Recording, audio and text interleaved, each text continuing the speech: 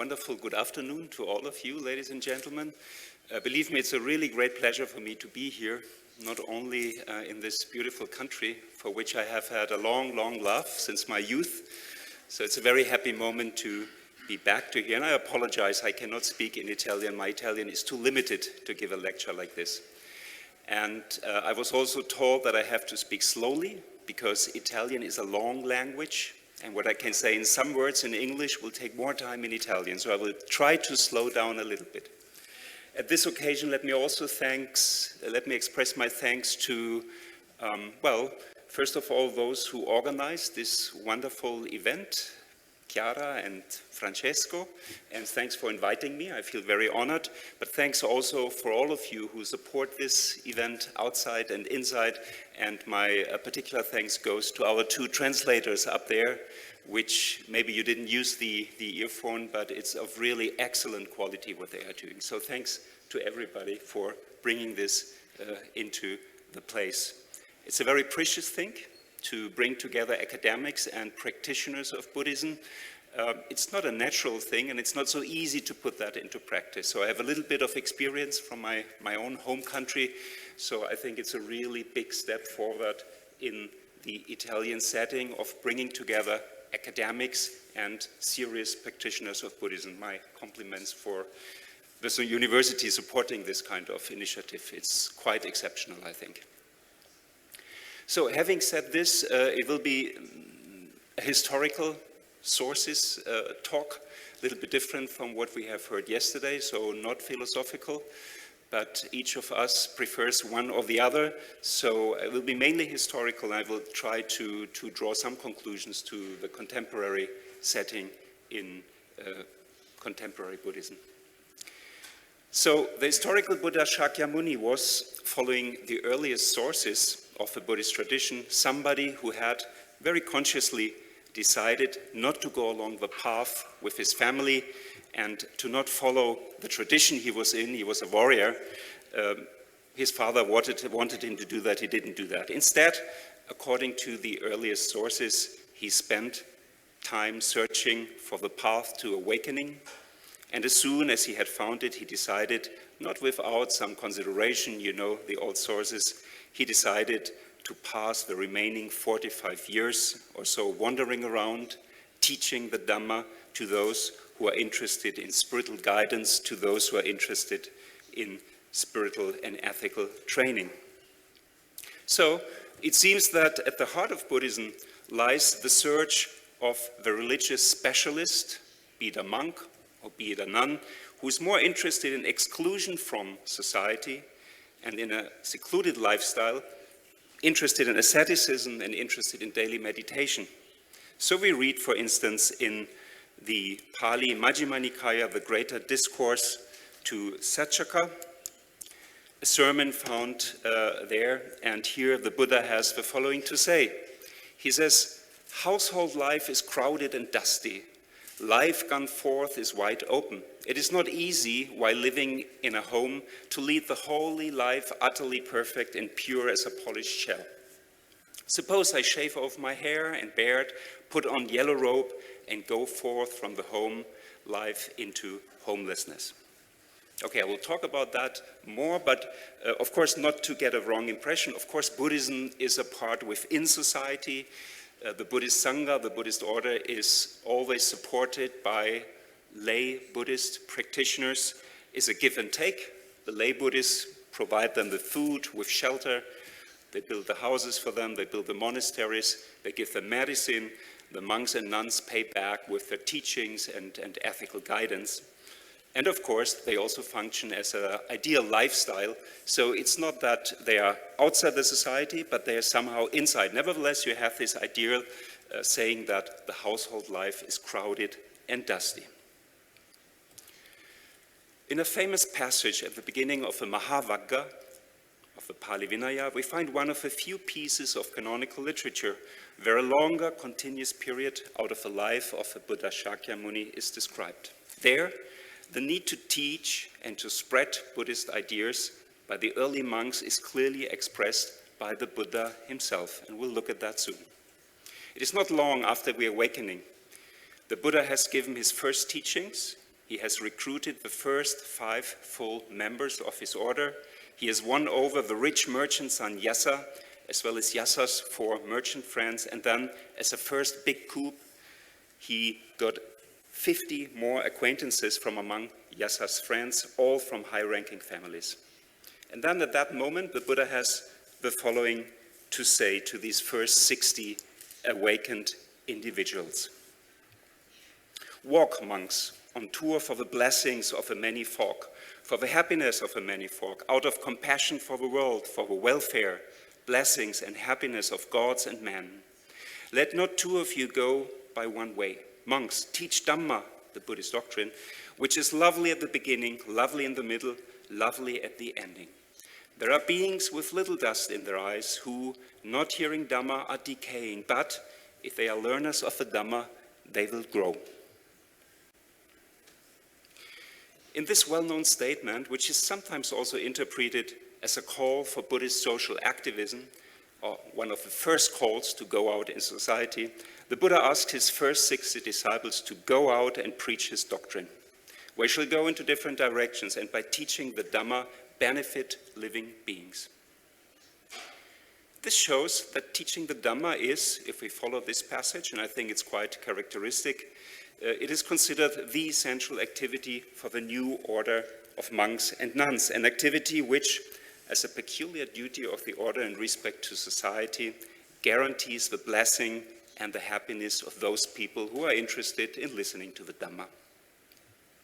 Now, it is a long way from this early call to engage actively within the world to the well-known ideas of later Mahayana Buddhism, the great vehicle, and we've been talking about this during this morning, which can be seen as the central impetus for what we understand today under the term of engaged Buddhism, Buddhismo impegnato, and Chiara has just mentioned it.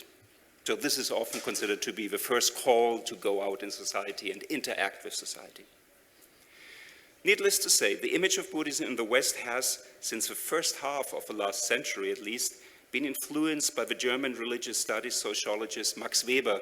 I think the philosophical panel yesterday talked a lot about him, who, I think with enormous influence on the academic world, had characterized Buddhism as a specific unpolitical and anti-political professional religion, a soteriology of intellectuals without the slightest social political aim, per se apolitical, having an ethics of not acting, lacking a methodical ethics for the laity.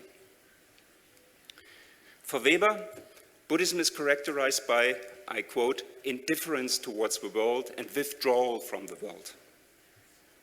So, I think from the perspective of today, the scholars of different disciplines have begun to investigate Buddhism with diverse approaches, sociological approaches, anthropological approaches, philosophical approaches. It quickly becomes evident that Weber's sociological description was based on a rather one-sided and predominantly textually based analysis, lacking a sound consideration of how Buddhism is doing outside the text, namely neglecting the manifold interactions Buddhist temples, Buddhist monks, and Buddhist nuns maintain, and I think always have maintained, with society in even the most conservative places of Buddhism. His analysis, so Weber's analysis, mirroring the wish for the construction of a pure, of an ideal, of an authentic Buddhism, as it was, so the assumption taught by the Buddha, made particular parts of the canonical literature of the Theravada school of Buddhism the yardstick and served as the structural skeleton for his far-reaching sociological analysis of the basic structure of Buddhist ethics, as a movement of a group of world-indifferent, world-withdrawn, and intellectual complacent religious professionals. First, I can see how Weber, based on the scriptures he had a look at his time, came to these conclusions. One could, however, equally stress other passages in the canon, which offer, I think, quite evidence that the Buddha and his community had indeed intense relations with society from earliest times on as well. Leaving aside the fact that, as I had just mentioned, the Buddhist order was dependent on the complete support through laymen and laywomen, In many of the transmitted sermons, the Buddha teaches directly to lay communities. The Buddha was an often seen guest in royal courts, politicians. He could claim some of the most significant monarchs of his time his friends. We also find canonical sermons which describe the Buddhist ideal of a so-called Chakravartin, a universal world ruler, who, through his morality and through his righteousness, governs the world according to Buddhist moral principles. Not to mention the many former life stories of the Buddha, the so-called Jatakas, where he's still an unawakened being, a bodhisattva, and where he really actively engages with everyday society. So there is no hint that he has been drawn away from society. So this leads us to the conclusion that the idea of a world-denying and socially inactive Buddhism in the early period is only partly true and ignores as much certain other passages in the early text as it neglects the lived realities on the ground, which are sometimes maybe not mentioned in the text. The whole situation will appear different again once we turn to the exciting developments we can find documented in the scriptures of a so-called great vehicle, the Mahayana, a movement from within the Indian Buddhist communities coming up at the beginning of the Common Era. And you all know that probably.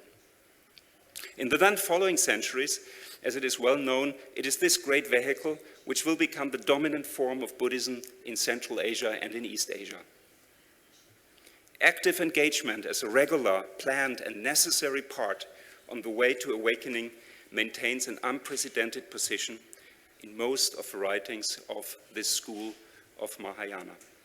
For the great vehicle, activities for other sentient beings are not an optional element with which the serious Buddhist practitioner can embellish oneself or not. No, the new paradigmatic ideal of the Mahayana is that of becoming and acting as a bodhisattva for others and striving for the highest goal, which is, of course, Buddhahood. We have an abundance of writings on what is expected from somebody who is moving along the path of the bodhisattva. His or her main driving force is compassion and unrestricted love towards all sentient beings. The bodhisattva will not leave samsara before all other sentient beings have been saved from samsara themselves. So let me now turn to what I consider the two main ancient sources for Buddhismo impegnato. Well, let's see, not yet. For engaged Buddhism. One of the two sources is the Bodhisattvabhūmi. This is a text of the Yogacarabhumi, which has been mentioned already this morning, I think in the talk by Professor Bianchi. A treatise which all of you probably know. And then on the other hand, we have a second main source, I think, and that's a particular strand in the history of Mahayana Buddhism, which has also been mentioned yesterday in the talk on East Asia, namely the idea that all sentient beings have a Buddha nature. Yeah? If you want to use the Sanskrit term, it's called Tathagatagarbha or Buddhadhatu. So that's, I think, a second major source, and I will from now on talk about these two main sources, which I see as the main inspiration for engaged Buddhists today. In the background of this topic is a project which has been going on for now almost 3 years. It is a shared research project in which two teams of scholars, one based at Hebrew University in Jerusalem and the other one based at my university, at Hamburg University, have been working jointly. The funding comes from the German-Israeli Foundation for Scientific Research and Development. The aim of this project is to find out more about the relationship between, on the one hand, correct ethical behavior, ethics, and on the other hand, meditative exercises. So what is the connection between these two factors?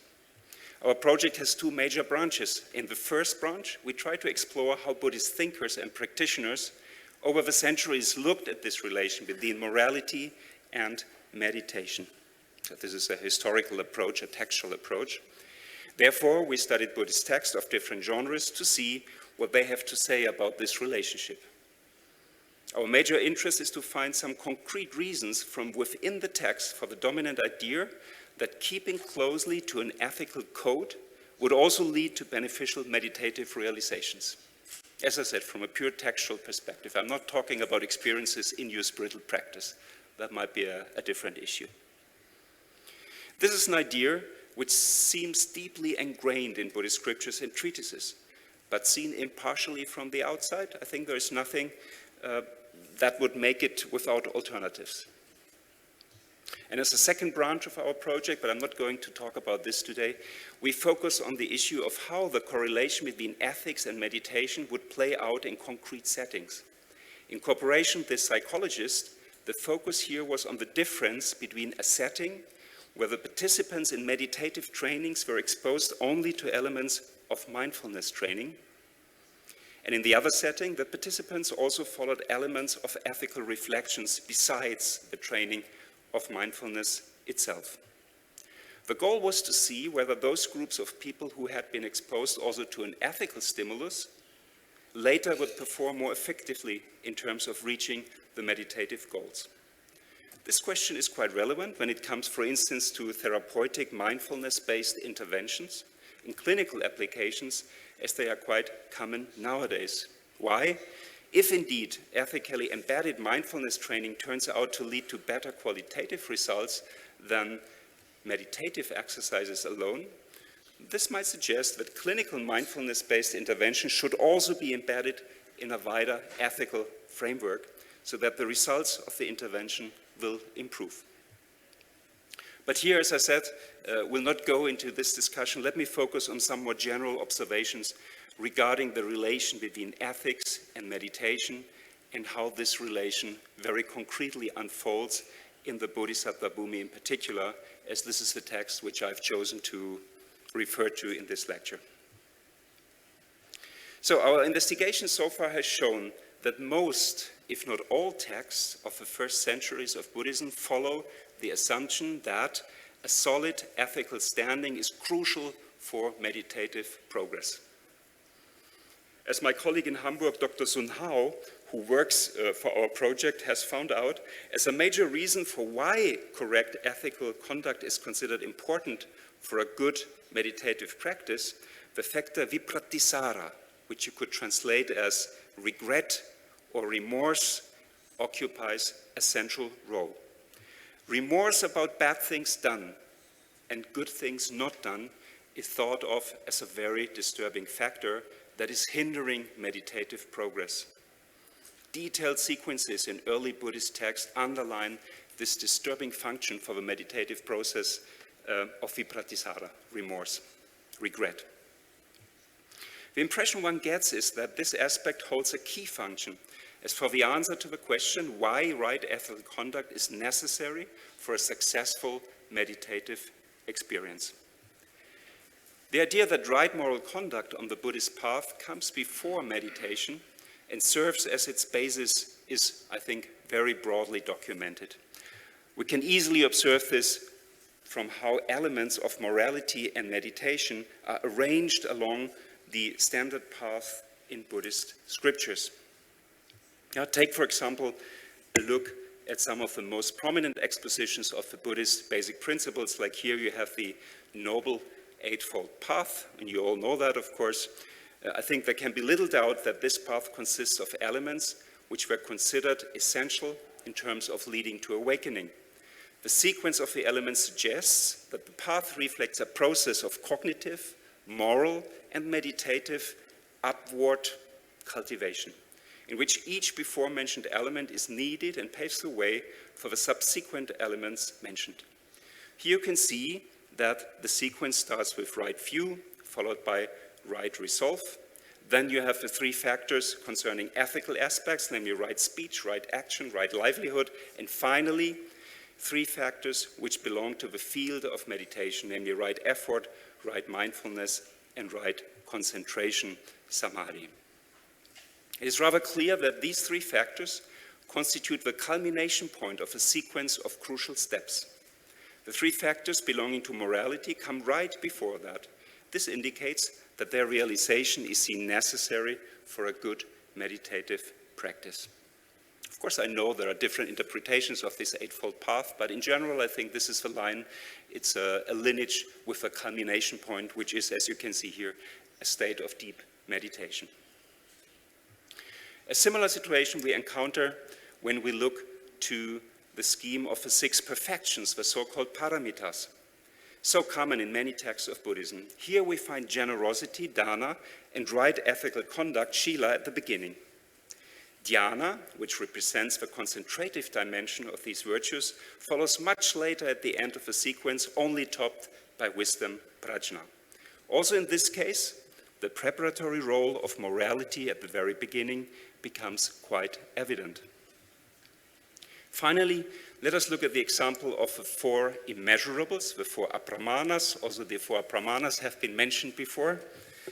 It's a similar situation. Opinions vary on the very nature of these 4 immeasurables, whereas some scholars argue that all of the 4 states have to be cultivated independently and are on an equal footing. There are other, and in my eyes, more convincing ideas that the arrangement of these 4 immeasurables reflects an old path which, after the cultivation of the 3 emotional states, consisting of benevolence or loving kindness, compassion, and empathetic joy, leads to the climax of this path, which is equanimity, upeksha.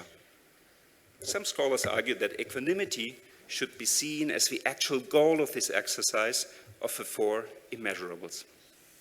Again, this would mean that after several preparatory exercises dealing with positive emotional states of mind with an ethical dimension, it's clear that Maitri, Karuna has an ethical dimension.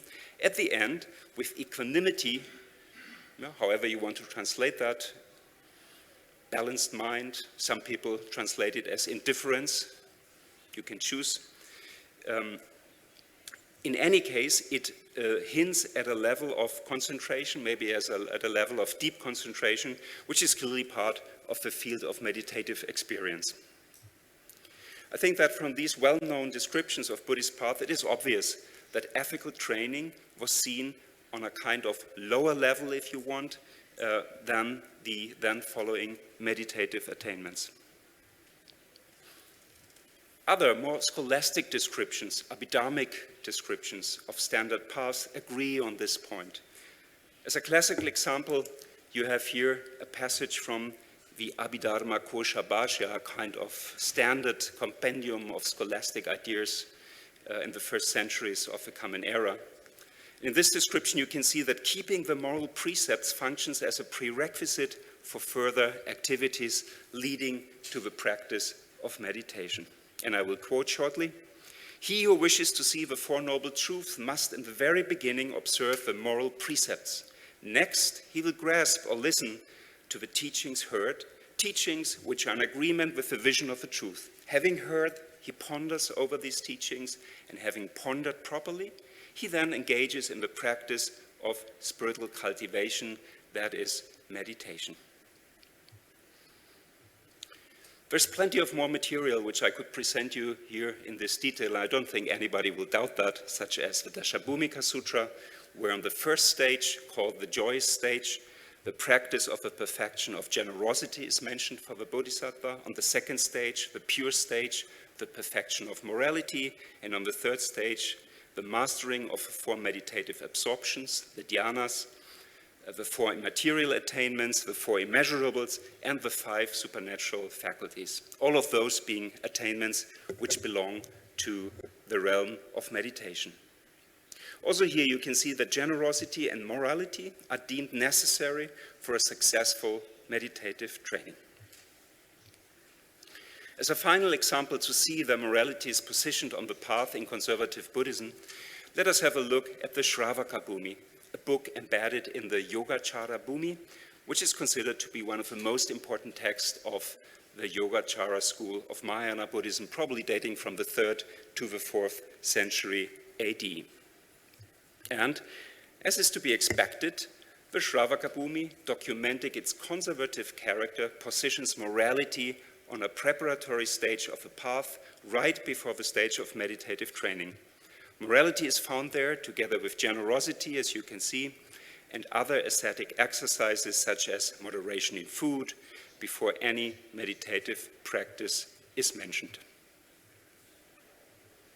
After this passage, where morality is once again summoned as a preparatory factor, morality is not mentioned anymore, on the later stages of a path which lead to meditative insights. Okay, so let us now turn to the Bodhisattvabhūmi, the stages of the Bodhisattva, another book of the already mentioned Yogacarabhumi. The Bodhisattvabhūmi is famous for being a kind of manual, partly a kind of manual for bodhisattvas, laying out in surprising details the behavioral code for a bodhisattva based on new ethical and sociological considerations grown out from the doctrines and the ethics of Mahayana Buddhism. It became very influential in the later centuries in the Yogacara tradition of Buddhism. It was considered the most fundamental treatise outlining the basic principles of the Mahayana, of Mahayana ethics, on which commentators and creative thinkers of Buddhism across Asia based themselves. If you remember, Professor Bianchi mentioned it today, that it has a kind of revival, a kind of renaissance now in the turn of China towards Buddhism. So this is still now very, very central text. To make things short, it is of course possible to find also conservative paths in the Bodhisattvabhūmi, as I had just shown you before, in which moral conduct is assigned a position before meditative attainments, just in the style we have heard. On the other hand, and this is what makes the case interesting, we can observe that the position of morality, of ethics in the Bodhisattvabhūmi is a rather central one. In reading through the text, my impression is that ethical concerns pervade almost all aspects mentioned in the text. Ethical considerations are omnipresent. The life of a bodhisattva is driven by aspects of compassion for other sentient beings and considerations for their beneficial spiritual growth. It seems that this emphasis on ethical consideration prevails and dominates all other aspects, being deeply embedded in a spirit of altruism.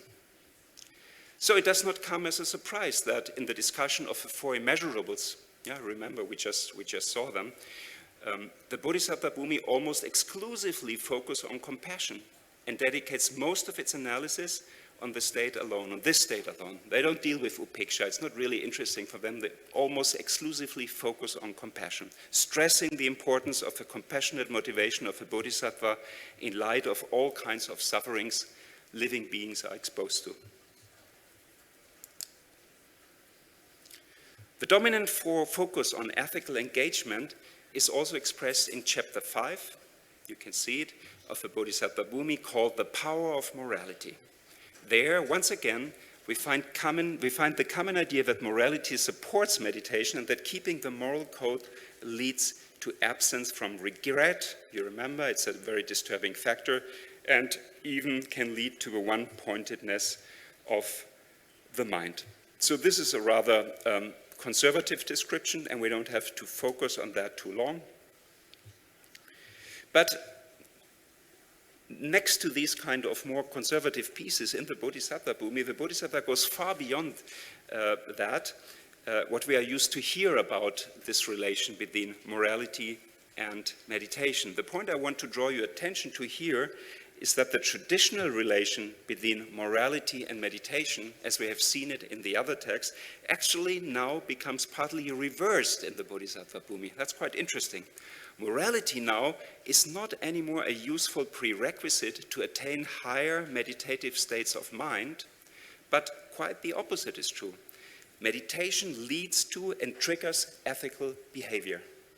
So here you have a turning point, and you see that ethics basically is fused with meditation. I will look into that in more detail. Meditative attainments work in the service of ethics. In the Bodhisattvabhūmi, it is not uncommon to fuse elements of meditation with elements which belong to the realm of moral conduct, elements which are not just morally wholesome, but elements which lead to active engagement for other sentient beings in the world outside. In the following passage of the Bodhisattvabhūmi, you can see how a bodhisattva who is in a state of meditative absorption generates great compassion, and by this makes use of his meditative power in order to benefit sentient beings. His or her acts bring us close to a phenomena which in the history of modern Buddhism ranges under the name of socially engaged Buddhism, or simply engage Buddhism if you don't want to keep it social. And I will cite from here. The signs that occur in relation to the perfection of meditative absorption. Whenever one hears about or sees the suffering of sentient beings who are undergoing many different kinds of suffering, one generates an attitude of great compassion and takes action with all one's abilities and with all one's strength to remove the suffering of those beings. So be aware, this is all done in a state of meditation. One is naturally desirous of benefiting sentient beings and of providing them with happiness. A bodhisattva remains steadfast of mind with regard to those who have experienced misfortune, with regard to a relative in difficulty, with regard to someone experiencing distress relating to material wealth, with regard to someone who has undergone corporal or capital punishment, I'm not sure if that is a correct translation, imprisonment, banishment, as well as with regard to those who have experienced any other similar kinds of misfortune. This is quite remarkable, I think. But I have another example from you from chapter 13 from the Bodhisattvabhūmi, where you can see how manifold the results of meditative absorptions are described. Again, you can observe clearly that for the authors of this text, the focus is on the ethical dimension meditative attainments can and probably should have. So it's about the meditative absorption that relates to acting on behalf of sentient beings. The meditative absorption that relates to acting on behalf of sentient beings should be understood as being of 11 types, in the manner that they were described earlier. They are the meditative absorption that a bodhisattva relies upon to assist beings with a variety of meaningful activities. The meditative absorption that a bodhisattva relies upon to remove the suffering of those who are experiencing suffering. The absorption that a bodhisattva relies upon to give instruction to others regarding what is proper, ethical instructions. The meditative absorption that a bodhisattva who feels a sense of gratitude and appreciation relies upon to do something in return to the favors. The absorption that a bodhisattva relies upon to protect beings from danger. The absorption that a bodhisattva relies upon to dispel the grief of those who are abiding in a state of misfortune, and so on. There are 11, we don't have to go through all of that. So, what I want to show you with these passages is what I think the main contribution to the topic of a relation between ethics and meditation in this text in the Bodhisattvabhūmi. Namely, an ethical conduct was moved into the center of the bodhisattva's world from a kind of prerequisite function which it had, and of course there are Buddhist streams in which still ethics is seen as a kind of preparatory tool, but in this case it has really moved into the center of the path. Altruistic motivation and ethical engagement in the world became so important that in the Bodhisattvabhūmi even meditative attainments serve the needs of ethical conduct and not vice versa anymore. But that is not all what the Bodhisattva has to offer in terms of encouraging bodhisattvas for engagement with the world. Bodhisattva namely has a 10th chapter, it's the chapter on Shila, on ethics, the so-called Shila Patala, and that deals with the moral code of a bodhisattva, the bodhisattva's duties and the bodhisattva's obligations. It is in that section where we find a complete new category of ethical tenets on top of the already existing traditional, more prohibitive sets of moral prescriptions, as they are well known to us from texts which are not of Mahayana nature.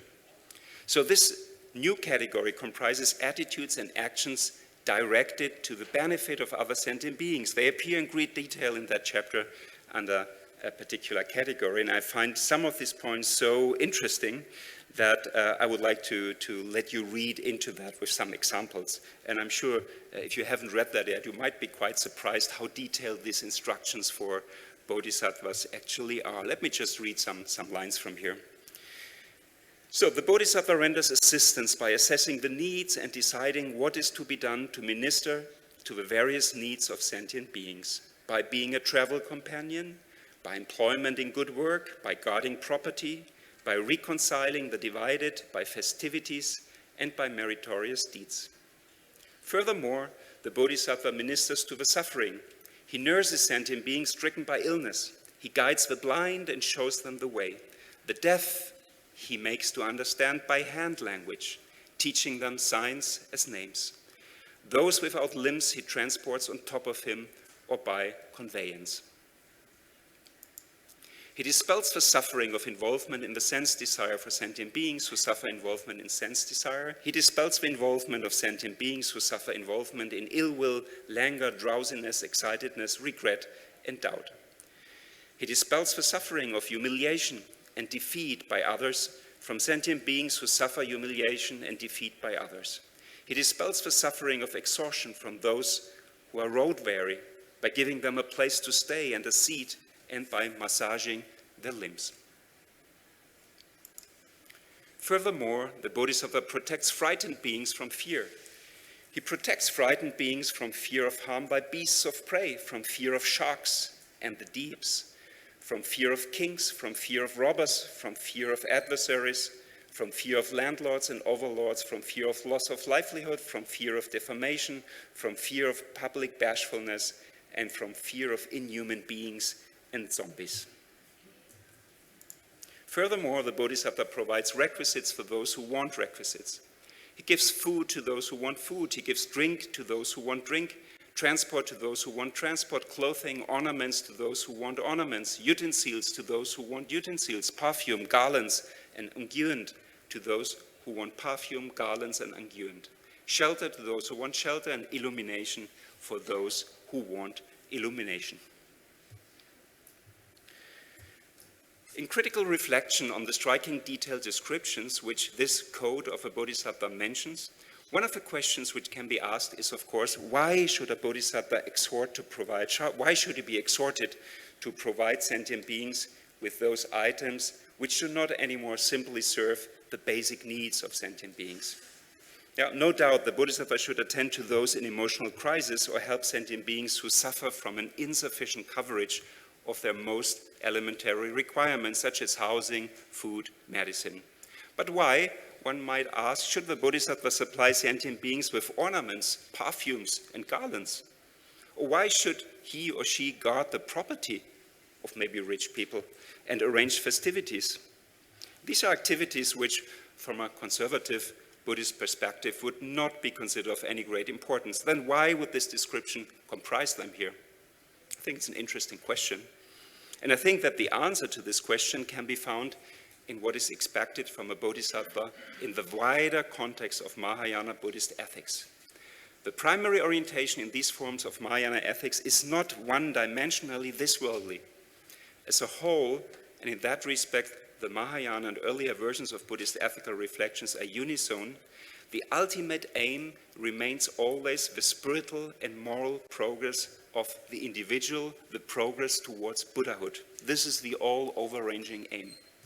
Emotional disturbances, as the ones mentioned in the passages, such as fear, ill will, excitedness, or emotional exhaustion, very directly impede such progress and have, since earliest times, been considered disruptive elements in terms of a systematic spiritual cultivation of one's emotional setup and one's mind. Similarly, it can be argued that the lack of elementary resources for life will not allow the individual to dedicate oneself to a prosperous spiritual career, so that relief from poverty here becomes a necessary provision in order to do away with gross forms of material hardship and suffering. Yeah, you all know when you're very hungry, you will not be able to meditate very well. This is, however, not the point where the Bodhisattva's actions end. The key term, I think, which comes into play here is upaya kaushalya, which probably most of you know.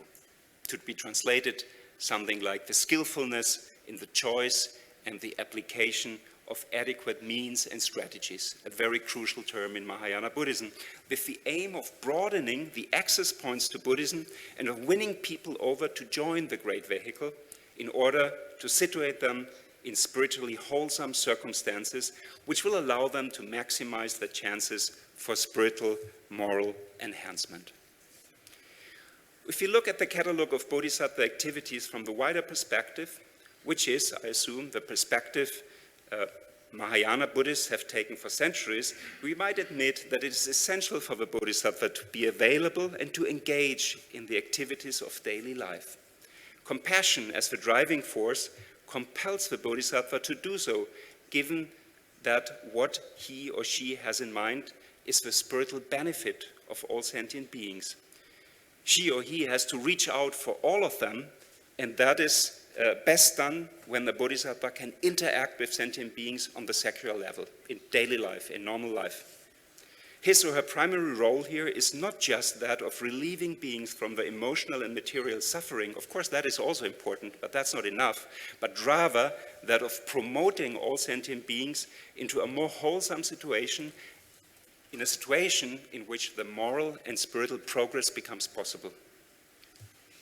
Well, that's, I think, enough on the Bodhisattvabhūmi. Now, the second part, and that will be much shorter because we don't have much time.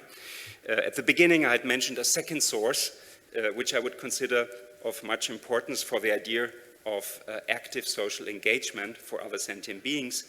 And most of you probably know the teaching that all sentient beings have Buddha nature, an idea in the history of Mahayana Buddhism, which developed soon after some basic concepts of the Mahayana had been proclaimed.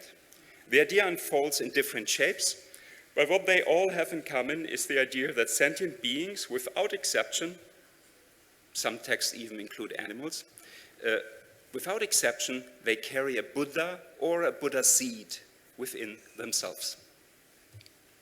The idea has far-reaching consequences. If this is so, there is no space, first of all, for other concepts of deliverance.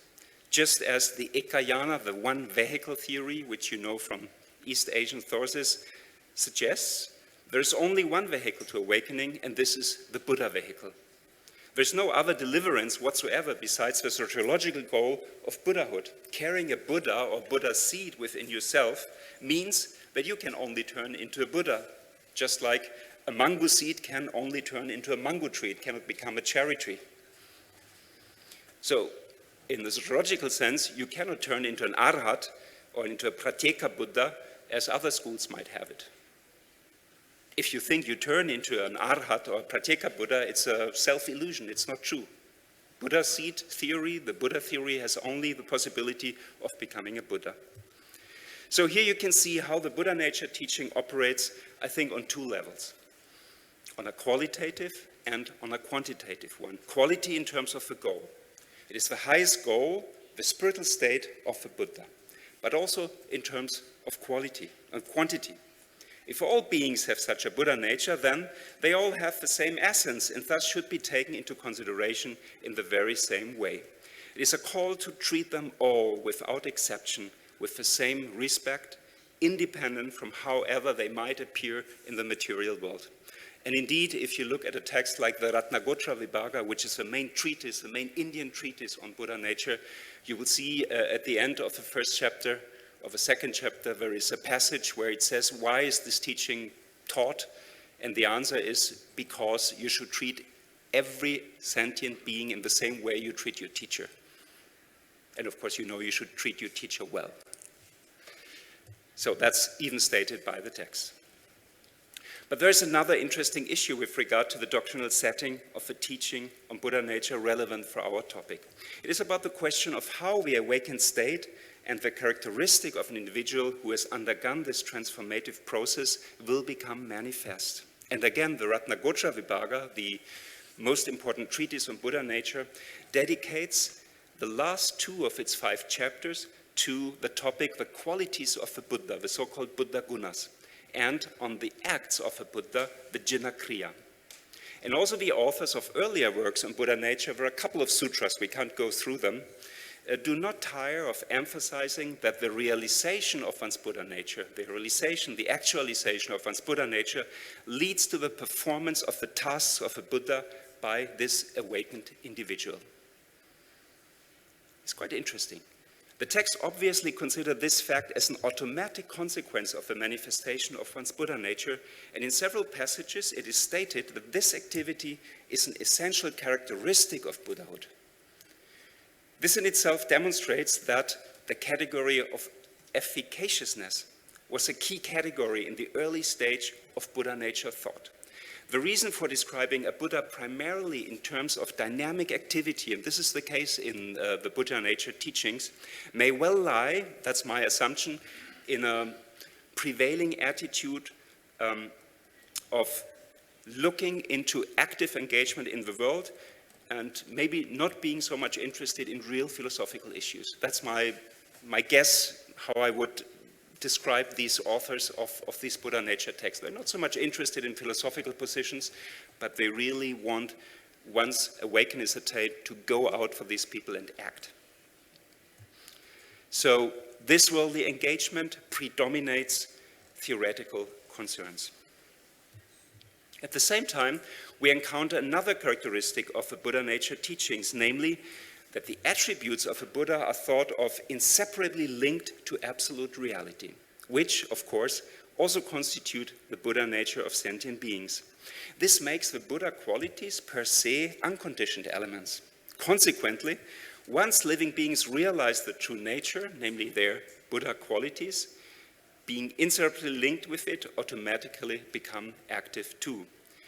This is by no means a general matter, of course, given that in other sociological systems, even in the Mahayana, Buddha qualities count as additional elements, which, after one has realized ultimate reality, can be produced in a kind of supplementary process in order to become a really full Buddha. But there are ideas that you don't have to activate these Buddhas, but in this school, it's automatically there. In the moment you awake, you become active. You have no choice. If you become a Buddha, you have to work. I'm quite sure that many of you can immediately see how these old teachings of the Mahayana are connected to the inspiration and activities of engaged Buddhism today. I guess that not all teachings of Buddhism can equally provide convincing and immediate justifications. Just if I remember our philosophical discussion yesterday, it's probably much harder to understand why you should help a sentient being which is not really existent. I think in this case, it's very clear why you should become active. Certainly, just as declared in the Bodhisattvabhūmi, engaged Buddhists do see the role in a similar way and would not restrict their engagement to that of alleviating acute suffering. The Buddhist hierarchy of values places awakening on the top. That has always the highest category, ranging high above the other two goals of, as a second aim, a beneficial next life, which is also something you can go for, and then maybe as the lowest of these three goals, a pleasant life here in the world. Awakening as the predominant goal of Buddhist striving is unchallenged, even if in the catalogue of a Bodhisattva social engagement, on the first glance, this is not so clearly perceptible. So I will not go on here because I think there are many people who are engaged Buddhist among you, and you can tell us later whether you think that these sources are useful or not. I just wanted to give you some ideas from a historical perspective, what I see within Mahayana Buddhism. These can be, maybe these are important sources, and if they not yet are important sources, it can be developed. Thank you very much for your patience.